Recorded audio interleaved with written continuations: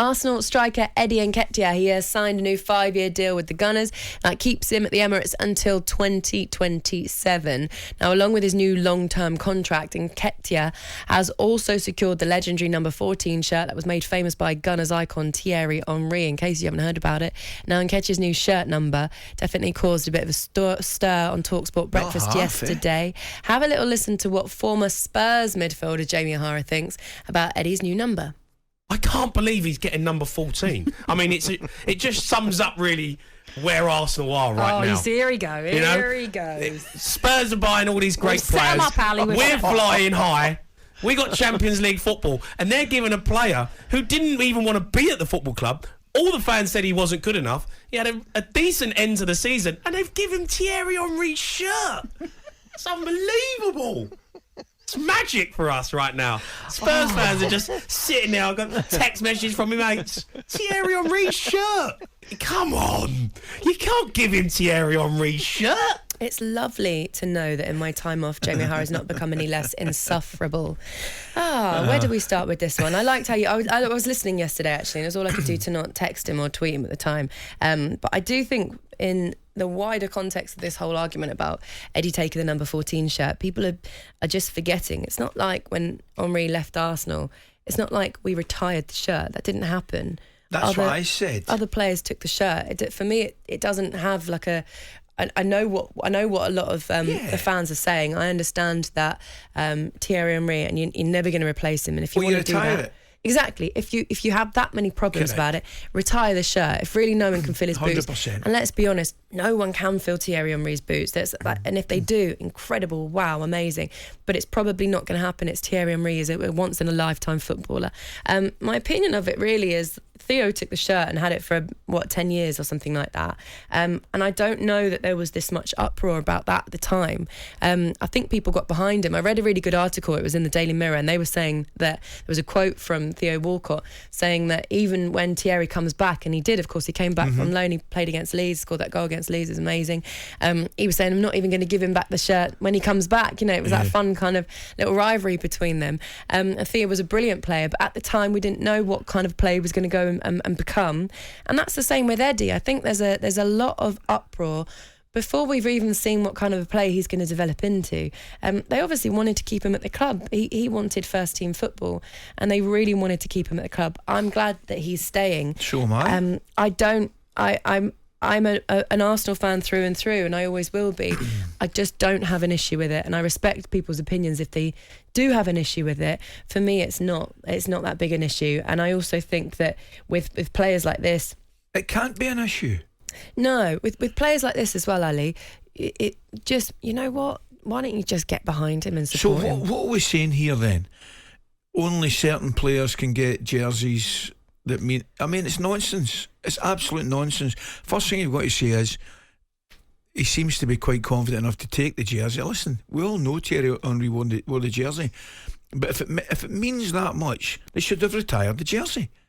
You can't complain about somebody coming in and get a jersey. It's crazy. I know. I understand the value of that particular number to Arsenal. I get it, but at the same time, you can't blame somebody for coming in. He's got to have a jersey. Aubameyang took it, right? So 2018, Aubameyang joined. He took it. He didn't even want it. His favourite numbers were number 9 and number 7, but he couldn't take the number 9 shirt because Lacazette had it and Mkhitaryan had the 7. This is another point that the Mirror article makes, which I really enjoyed, because you're then like, are you then going to say, well, Aubameyang didn't respect the jersey, didn't want the number 14 jersey, and you're still giving it in the first place? I think you read too much into these kind of things sometimes. It's a shirt number that the manager has said, look, I trust you. I want you to stay. I want you to sign this brilliant 5-year contract because we have faith in you, and you're popular with the fans. A lot of the fan base like him. Whether or not he's going to be the starter, we don't know. And if you've got an issue with that because it's a number 14 shirt, I understand that.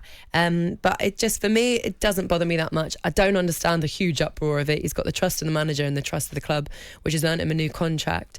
He scored some important goals towards the latter part of last season. I'm with you, Woody. I'm actually delighted he's saying. I don't think right now, immediately at this moment in time, he's Arsenal's answer to scoring 25-30 league goals as a centre forward. I think he could be eventually, and I certainly hope he does. But if I'm Arsenal, I'd want to keep him. Obviously, I'd want him to re-sign, which is, I think, is good news.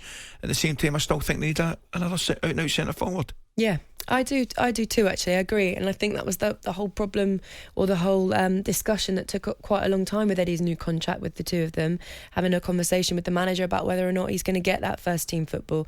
We'll see. Look, you can only tell in the future, can't you? You can't predict what's going to happen necessarily. Let him have a go. Let's see what he can do.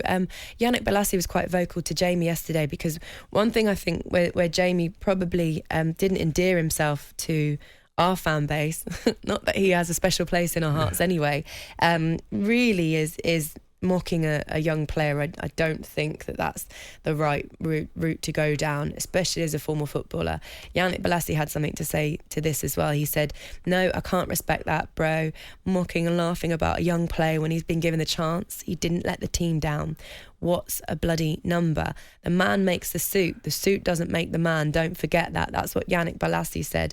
And I agree, Jamie O'Hara, when you're wearing your Balenciagas beside the pool in Ibiza, just remember that the man makes the suit does not make the man. What a day to have off yesterday, Ali McCoy. You picked a good one. I mean, did I or didn't I? I'm not really sure. You picked a good one a day off. You two would have been at loggerheads yesterday. I can only imagine you two yesterday. But I'm with you in the respect. It's a shirt. It's a shirt number. It's what happens within the shirt that matters. So what would you say to the parts of the Arsenal fan base who are livid about this? Like, and there are some segments of the fan base that are livid. What would you say to them? Yeah. My first thing would say, get a life. Get a life, man. I mean, if you're that worried about it, you should have campaigned to have the shirt retired. Yes. If that's what it means, you can't pick and choose who's to get what number at your club, till it suits you. You know what I mean? That's not on. He's a young lad. He's taking the number, the jersey. I don't have a problem with it. Let him go on with it. The big problem is right at the start when Thierry Henry retired.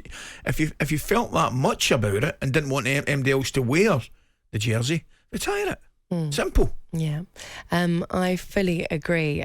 Jamie O'Hara, if you're listening this morning, good morning to you, sir. He was mentioning about Spurs' signings. He was mentioning about Champions League football. This is basically going to be Jamie's retort for the entire season. We're aware of that, aren't we? Are you aware of it? You ready for it? I am ready for it, yeah, of course, because he's very predictable, Jamie. I could write down his points on a piece of paper before he's even said them. Is it concerning you at all as an Arsenal supporter that Spurs seem to be making one or two signings? And Foster, Perisic, who's the other one? There's another one, isn't there? Can't remember who the other one is.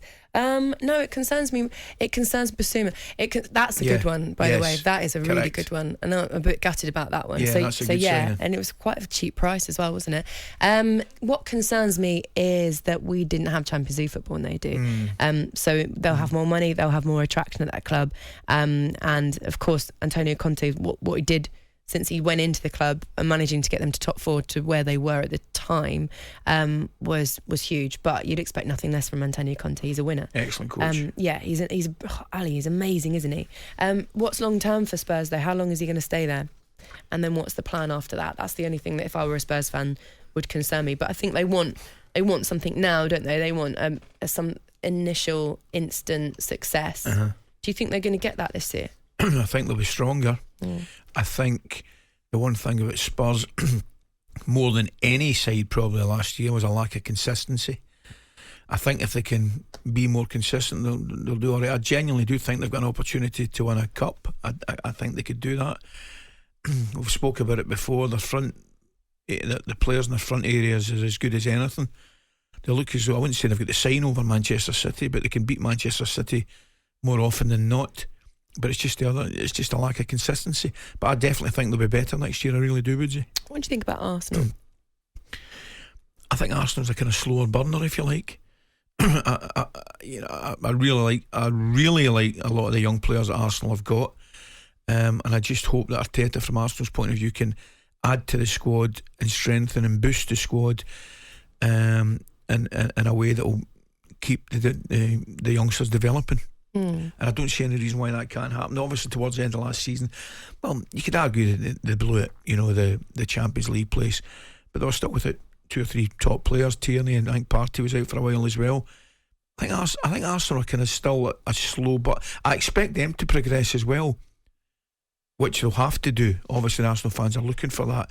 How would you have assessed Arsenal last season in the league? Missed a massive opportunity, I think, towards the end of the season. I think the pressure hit them big time. I think the injuries were a massive problem as well.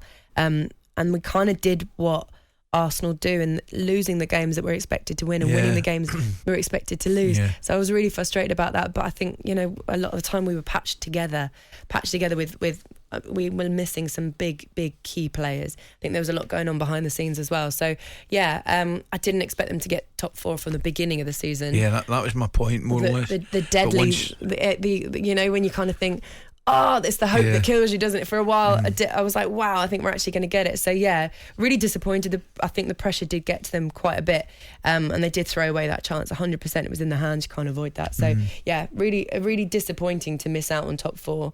But would have been amazing if we'd have managed to get it, and I didn't expect us to get it from day one. So it worries me this season. It worries me with teams around us strengthening, about whether or not we missed out on opportunity, a really big opportunity there. But we will see how it pans out. talkSPORT Breakfast with Laura Woods, Monday to Wednesday mornings 6 till 10 on AM, on DAB, via the talkSPORT app and on your smart speaker. talkSPORT.